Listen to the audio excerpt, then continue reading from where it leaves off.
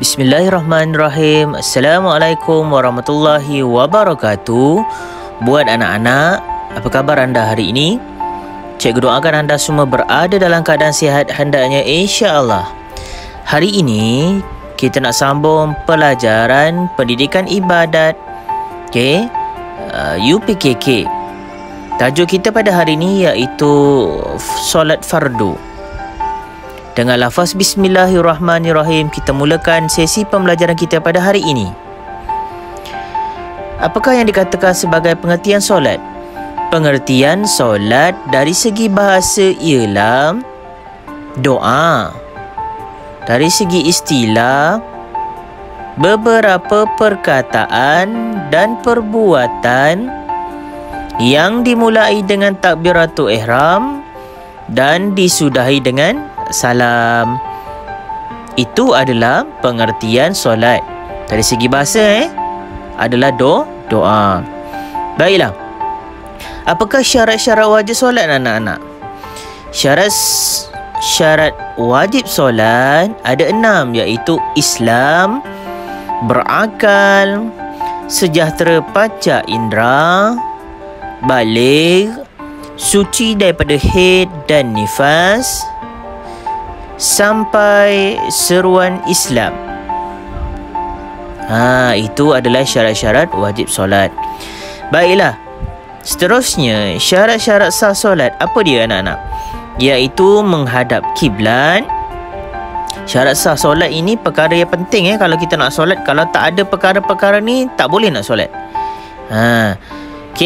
Kalau tak ada perkara ini, tak boleh solat, maka solat kita juga tak sah. So, jadi antara perkara-perkara ataupun syarat-syarat sah solat, menghadap kiblat, suci daripada hadas dan najis, tahu dan yakin telah masuk waktu solat.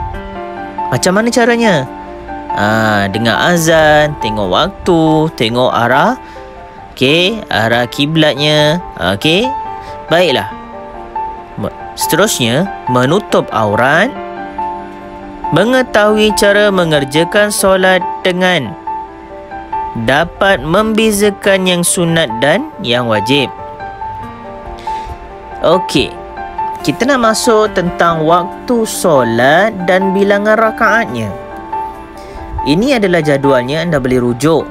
Dan cikgu sedia maklum semua tahu tentang perkara ini. Solat subuh 2 rakaat, Zuhur 4 rakaat, Asar 4 rakaat, Maghrib 3 rakaat, Isyak 4 rakaat. Bila sebut tentang solat subuh, bila nak buat waktu solatnya? Waktunya ialah dari terbit fajar hingga terbit matahari. Zuhur pula dari gelincir matahari, iaitu apabila bayang-bayang sesuatu sesuatu itu ataupun objek itu sama panjang dengan objek asal. Letak kayu, bayang-bayang dia sama panjang dengan kayu tu. Contoh macam tu. Tu waktu zuhur. Asar pula bagaimana? Apabila bayang-bayang sesuatu objek lebih panjang dari objek. Contoh kayu tadi tu, bayang-bayang dia lebih daripada kayu, lebih besar, lebih panjang, maka tu dah masuk waktu asar. Maghrib pula dari terbenam matahari hingga hilang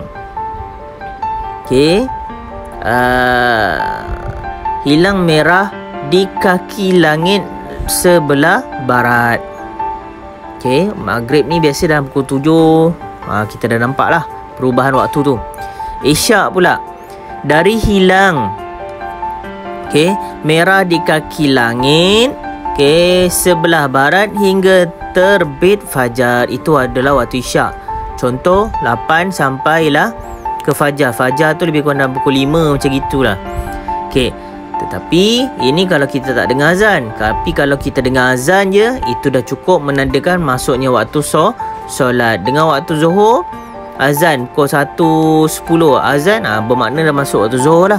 Begitulah dia. Okey. Boleh Baik, kita nak masuk bahagian yang seterusnya. Rukun. Okey. Fi'li, rukun qauli. Lepas tu kita nak masuk juga rukun qalbi. Apakah pengertiannya? Kita masuk satu-satu. Pengertian rukun qalbi, rukun yang berasaskan kepada hati. Contohnya apa? Niat. Rukun fi'li, apa pengertiannya? Rukun yang berasaskan kepada perbuatan anggota badan. Contoh, berdiri tegak, rukuk, iktidal, sujud, duduk antara dua sujud, dan apa dia? Duduk tahiyat akhir. Baiklah, kita sambung tentang rukun qauli. Maksudnya apa anak-anak? Rukun yang berasaskan kepada sebutan dan bacaan. Kena baca, kena lafaz. Contoh apa? Baca Al-Fatihah, Takbiratul Ihram, tahiyat akhir, selawat kepada Nabi, dan mengucapkan ataupun memberikan salam yang pertama, Assalamualaikum warahmatullahi. Contohnya begitu. Okey, seterusnya sebelum kita berhenti rehat seketika untuk bahagian 1, ini adalah rukun solat. Ada berapa anak-anak? Ada 13, iaitu yang pertama, semua sampailah 13 ini perlu ada dalam rukun solat kita, dalam pergerakan solat kita. Kalau tak ada salah satu, maka tak sah sembahyang kita, kena sembahyang semula. Yang pertama anak-anak, niat solat. Berdiri tegak bagi yang mampu.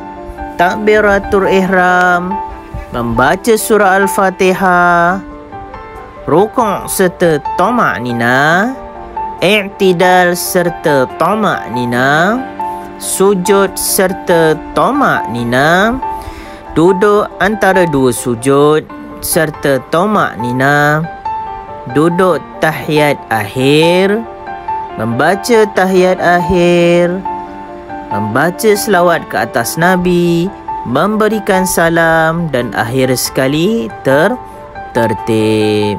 Anak-anak, itu dia tadi tentang mata pelajaran kita pada hari ini, iaitu solat fardu khusus bagi pelajar-pelajar UPKK.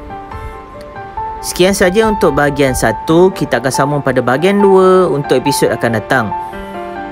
Cikgu doakan anda semua cemerlang, gemilang dan terbilang. Selamat mengulang kaji pelajaran. Jangan lupa like dan subscribe. Sekian. Wabillahi taufiq wa hidayah. Wassalamualaikum warahmatullahi wabarakatuh.